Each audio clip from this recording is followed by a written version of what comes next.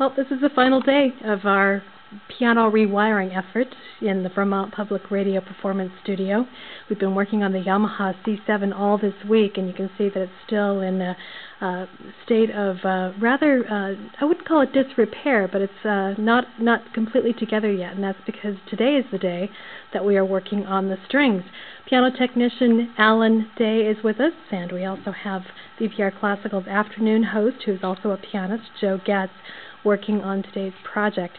And what you're working on together right now is actually the bass strings, the very lowest strings inside the piano. So let's take a look at that. These bass strings are custom made by an outfit in the southern state of, I think it's Tennessee. And they've been making strings for high-profile brand pianos for many, many years, including Steinway.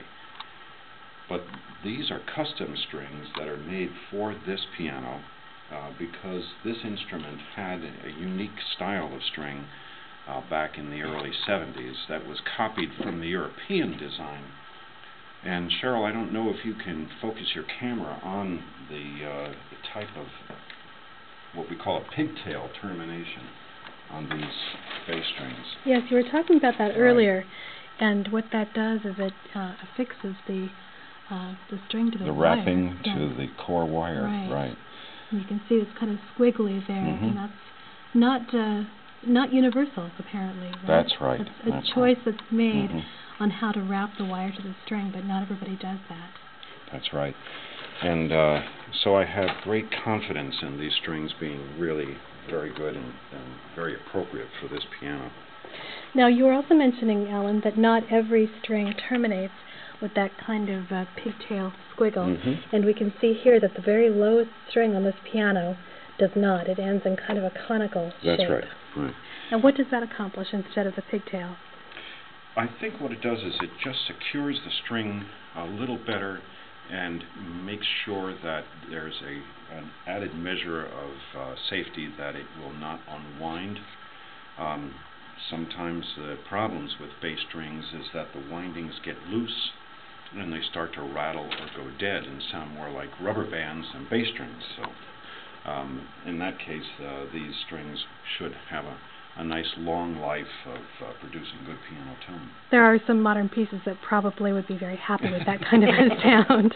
Now, one other thing I wanted to ask you about before you actually put this wire in is you were mentioning a little bit earlier this idea of chip tuning, and it's kind of an on-the-fly method of tuning the strings, at least initially before the real tuning is done. Can you describe that and maybe give us a little demo? Right.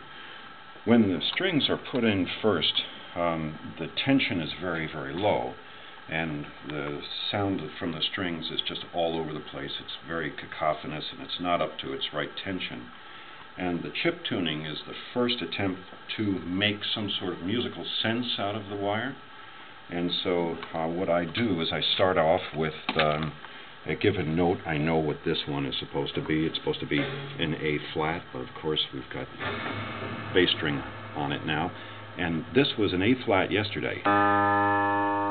And Joe says with his perfect pitch that it's probably flatter than an A flat. So but what I do is I then do a special, it's a sequence of tuning with the pins, coils, tightening around the pins. And I go in a chromatic scale, a loose chromatic scale, and I tune this way, doing very rough tuning just by plucking it with my fingers and listening with my ear until I have achieved a good tension on the strings, and that starts the platform for the future tunings. Okay, let's see how this bass string goes in. Okay. All right. First, what I do is I measure. What are you measuring? What I measure is a distance beyond the hole that the pin is going to go into. using a very accurate measurement of 3 fingers. Then this wire, and let's just be careful because this can really fly, is cut at that point. And the first pin is selected, and if we are lucky, the hole in the pin will be large enough to accept this wire. And it just is. Because this wire that's going in here is very, very thick. So now, this is kind of like wrestling an alligator because this wire is so stiff that I have to be very careful that I get the right amount of separation, of connection in the coils. Now, then what I do is I do a counterclockwise flip. Now, this is important because what it does is it twists the bass string in the direction of the wrapping. Now, Joe's job is to make sure that this does not fly off of that pitch pin.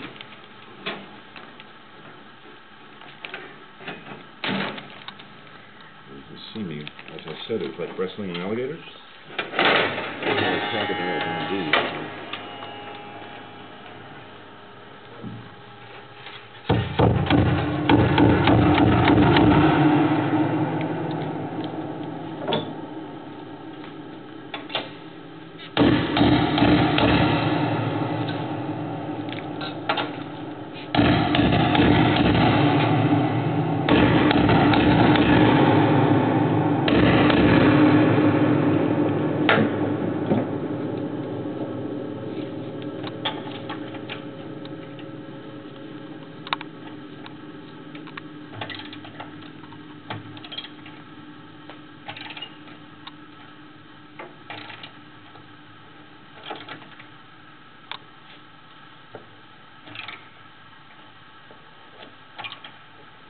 Okay, Joe, there's still quite a bit of a lot of slack left. Right.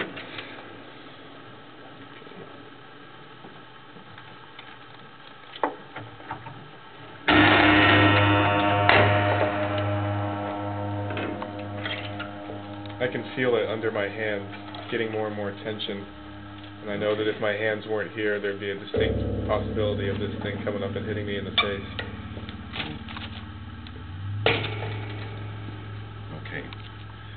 Got our lowest string in. Sounds low. Wonderful. Okay, and this process is going to continue until all the bass strings are in today.